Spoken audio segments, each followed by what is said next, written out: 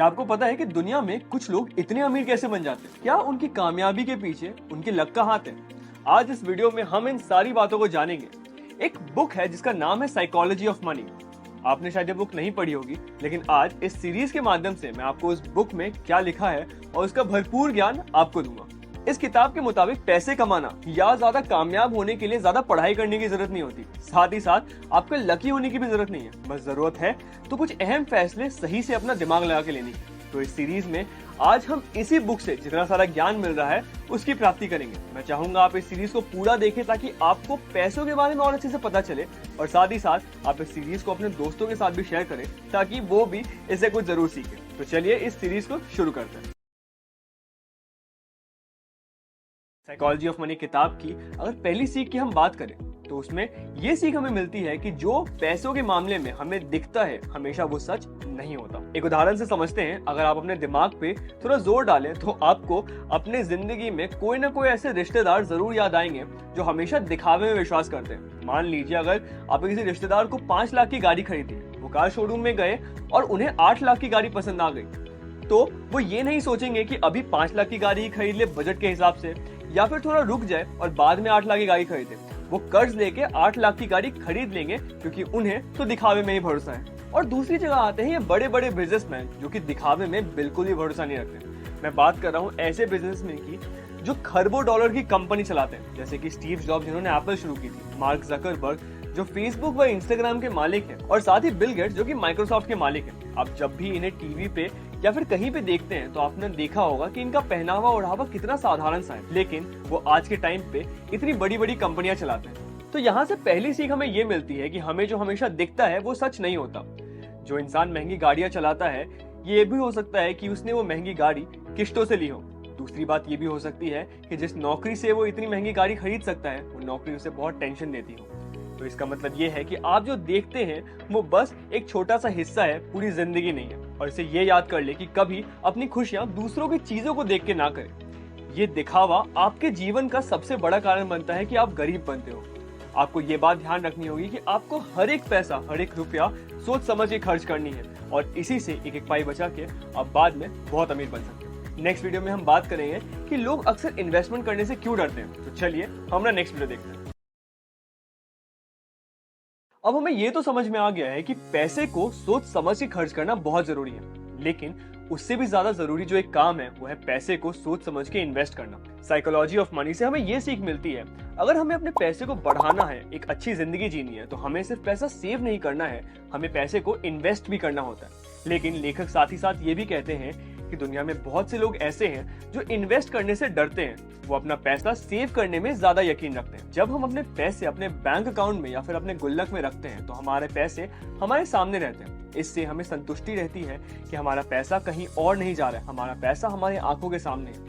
वहीं जब भी हम पैसे इन्वेस्ट करते हैं, मान लीजिए स्टॉक मार्केट में, तो हमें हमेशा से डर बना रहता है कि क्या होगा अगर हम अपने पैसे खो देंगे। और तो और लेखक ने इस बुक में एक और चीज बहुत ही अच्छे तरीके से बताई है। लेखक ने ये बताया है कि कैसे इंसान अपनी जिंदगी में हजारों लाखों रुपए खर्च कर देता है, लेकिन वो इन्वेस्ट करने में एकदम पैसे नहीं खर्च करता। लेकिन यहाँ पे इस बात पे ध्यान देना बहुत ज्यादा जरूरी है कि जब तक एक इंसान इन्वेस्ट नहीं करता वो पूरी जिंदगी सिर्फ सैलरी पे गुजारता है, और यहाँ तक कि वो पूरी जिंदगी में कर्जे में भी डूबा रहता है। इसीलिए आज इस वीडियो सीरीज को देख के आपको मन बना लेना चाहिए कि आप अपनी जिंदगी बदलेंगे, और ये करने के लिए आप इन्वेस्टमेंट करना सीखेंगे। और जब आप एक्सपर्ट से सीखेंगे कि कहाँ इन्वेस्ट करना है और कैसे इन्वेस्ट करना है, तो आपको इस चीज की पूरी समझ होगी और आप वहीं इन्वेस्ट करेंगे जहाँ पे आपके लिए फायदा रहेगा। और फिर आप रिस्क लेने से घबराएंगे नहीं और पैसा इन्वेस्ट करने से बिल्कुल भी नहीं डरेंगे।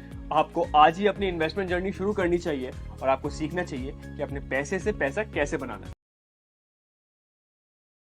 साइकोलॉजी ऑफ मनी के लेखक ये बताते हैं कि अगर आप कोई ऐसे इंसान हो जिसे जोखिम लेना पसंद नहीं है, तो आपको इंडेक्स फंड में इन्वेस्ट करना चाहिए। इंडेक्स फंड ऐसे म्यूचुअल फंड्स होते हैं जो कि स्टॉक मार्केट में किसी एक इंडेक्स जैसे कि निफ्टी 50, सेंसेक्स या फिर बैंक निफ्टी इत्यादि को नकल करके कंपनीज में इन्वेस्ट करते हैं और कोशिश करते हैं कि एक इंसान को उतना ही रिटर्न दिया जाए जितना ये इंडेक्स कमाती है। लेकिन आपको इस चीज का ध्यान रखना बहुत जरूरी है कि आपके पैसे कुछ दिनों या कुछ महीनों या कुछ हफ्तों में 2 या 4 गुना नहीं होंगे। आप जब भी मार्केट में पैसा इन्वेस्ट करते हो तो आपको बहुत ही सब्र से काम लेना है। इसके अलावा हमारे लेखक मॉर्गन हाउसल का ये भी कहना है कि मार्केट में जब भी आप इन्वेस्ट करें तो आपको हमेशा सर्वाइवल माइंडसेट से इन्वेस्ट करना चाहिए। सर्वाइवल माइंडसेट से उनका कहने का मतलब ये था कि आपको इस बात का ध्यान रखना बहुत जरूरी है कि मार्केट जब उठता है तो मार्केट गिरता भी है, तो हमेशा हमें सोच समझ के मार्केट में कदम रखना चाहिए।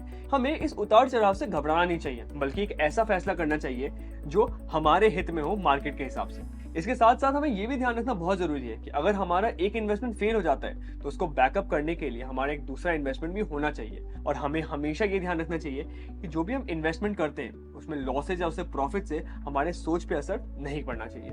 इन्वेस्टमेंट करते हुए आपको अपने भविष्य को लेकर हमेशा अच्छी और सकारात्मक सोच रखनी चाहिए। साथ ही साथ हमें अपने करंट गोल्स के बारे में भी ध्यान रखना होगा। इसका बेस्ट एग्जाम्पल है रोनाल्ड रीड्स। ये एक ऐसे चौकीदार थे जो अपनी जिंदगी में अपने थोड़ी सी ही कमाई से इन्वेस्ट करते थे और मरने से पहले इनके पास 50 करोड़ रुपए थे। अगर रोनाल्ड अपनी जिंदगी में ऐसा कर सकते हैं तो जाहिर सी बात है कि आप भी अपनी जिंदगी में इन्वेस्ट करके एक अमीर इंसान बन सकते हैं। मॉर्गन हाउसल ये कहते हैं कि एक इंसान को अगर अमीर बनना है तो उसे सबसे ज्यादा ध्यान कंपाउंडिंग के ऊपर देना चाहिए। लेकिन आखिर ये कंपाउंडिंग आखिर कौन सी बला है? एक एग्जाम्पल के तौर पे समझते हैं। अगर आपने आज मार्केट में 1 लाख रुपए इन्वेस्ट करें तो उस पे 10% पे इंटरेस्ट पे आपको 10,000 रुपए मिलेंगे। अगर आप ये 10,000 रुपए अपने पास रख लेते हैं तो आपको हर महीने सिर्फ 10,000 रुपए मिलेंगे। लेकिन अगर आप सोचते हैं कि ये 10% भी आप इन्वेस्ट कर देते हैं तो इसे कहते हैं कंपाउंडिंग इंटरेस्ट। तो आपका जो प्रिंसिपल अमाउंट है वो 1 लाख से बढ़ के 1,10,000 हो जाएगा और आपको जो इंटरेस्ट मिलेगा वो 1,10,000 पे 10% मिलेगा, यानी कि 11,100। तो इसी कॉन्सेप्ट को हम कंपाउंडिंग इंटरेस्ट बोलते हैं। कंपाउंडिंग इंटरेस्ट करते करते बहुत लोग बहुत ज्यादा अमीर बन चुके हैं। यहाँ पे एक साधारण गलती जो एक इंसान करता है वो ये है कि वो सोचता है कि वो सिर्फ चंद दिन इन्वेस्ट करके ही एक अमीर इंसान बन सकता है, लेकिन ऐसा नहीं होता। एक इंसान को अमीर बनने के लिए चाहिए होता है समय। अगर आप इन्वेस्ट करने में समय डालोगे तो एक ना एक दिन आप अमीर जरूर बनोगे। दूसरी और आखिरी चीज जो आपको यहाँ पे ध्यान देनी है कि इन्वेस्ट करने के लिए पैसा जरूर साइड करना है, लेकिन साथ ही साथ एक इंसान के पास एक इमरजेंसी फंड भी होनी चाहिए। इससे ये होता है कि अगर आपका जॉब चला जाता है या फिर कोई प्रलय आ जाता है तब यहाँ पे आप उस पैसे से ही यूज करके अपनी जिंदगी आराम से जी सकते हो और आपको अपने इन्वेस्टमेंट में से पैसा नहीं उठाना पड़ेगा। और साथ ही साथ आखिर में मैं यही बात करूंगा कि एक इंसान अमीर तो बन जाता है, अमीर बनना बहुत ही आसान है, लेकिन अमीर बने रहना बहुत ही मुश्किल है। अमीर बनने के बाद भी एक इंसान को हमेशा इन्वेस्ट करते रहना चाहिए और अपने खर्चे सोच समझ के करने चाहिए। आशा करता हूँ कि आपको ये सीरीज पसंद आई होगी। आपने इस सीरीज की सारी वीडियोस देखी होंगी और नोट्स बनाए होंगे ताकि इस पे आप बाद में आगे काम कर सको। इस सीरीज को अपने दोस्तों के साथ जरूर शेयर कीजिएगा और ये ज्ञान उन पे ही बांटिएगा। चलिए आपसे एक दूसरी सीरीज में मिलता हूँ, तब तक के लिए ढेर सारा प्यार और धन्यवाद। साइकोलॉजी ऑफ मनी से अभी तक हमने ये तो सीख लिया कि दिखावे की जिंदगी सबसे खराब जिंदगी होती है और साथ ही साथ एक इंसान को अपनी जिंदगी में पैसा सेव और इन्वेस्ट दोनों करना चाहिए। लेकिन यहाँ पे एक सवाल ये आता है कि एक आम इंसान जो तनख्वाह की जिंदगी जीता है वो इतने कम तनख्वाह में सेव कैसे करे और तो और सब खर्चे निकालने के बाद पैसा इन्वेस्ट करने के लिए कैसे जमा करें। हमारे लेखक का सीधा सीधा मानना यह है कि जिसके पास ज्यादा पैसा है उसके पास ज्यादा आजादी है। तो जब तक हम अपने पैसे सेव करके इन्वेस्ट नहीं करेंगे तब तक हमारे पास ज्यादा पैसा नहीं आएगा और हमें हमारी जिंदगी में टाइम की आजादी बिल्कुल नहीं मिलेगी। एक उदाहरण से समझते हैं। मान लीजिए आज आप 50,000 रुपए कमाते हैं, लेकिन इस 50,000 की आपके लिए कीमत क्या है? आपको इस 50,000 रुपए कमाने के लिए अपना समय देना पड़ता है। पर क्या हो अगर एक ऐसा समय आए जहाँ पे आप इन्वेस्ट करके महीने का 1 लाख रुपए बना रहे हो बिना अपना टाइम दिए हुए? तब आप अपना जॉब छोड़ सकते हो और आपको पैसे कमाने के लिए अपना टाइम नहीं देना पड़ेगा। यही वो आजादी है जिसकी बात हमारे लेखक इस बुक में करते हैं। लेखक जो भी चीज इस बुक में लिखते हैं सबके पीछे एक ही थॉट है कि आपको अपने टाइम का मालिक खुद बनना है और आप वो तभी कर सकते हो जब आप सेव करके इन्वेस्ट करोगे। लेकिन अगर आपकी सैलरी बहुत कम है तो आपको शुरुआत करनी है छोटी छोटी बचत करके। जब आप महीने में छोटी छोटी बचत करेंगे तो आपको कुछ महीने बाद एक बड़ा अमाउंट इकट्ठा हो जाएगा और जब ये अमाउंट आप इन्वेस्ट करोगे तब वही चीज आपको धीरे धीरे पैसा ला के देगी जिसमें आपको और इन्वेस्टमेंट डालनी है और धीरे धीरे ऐसा करके आप अपने टाइम के खुद के मालिक बन सकते हैं। और अगर आपकी सैलरी कम है तो आपको शुरुआत करनी है एक छोटे से बचत से। हर महीने अगर आप एक छोटी बचत करोगे तो बाद में जाके इस इकट्ठे पैसे को आप कहीं इन्वेस्ट कर सकते हो।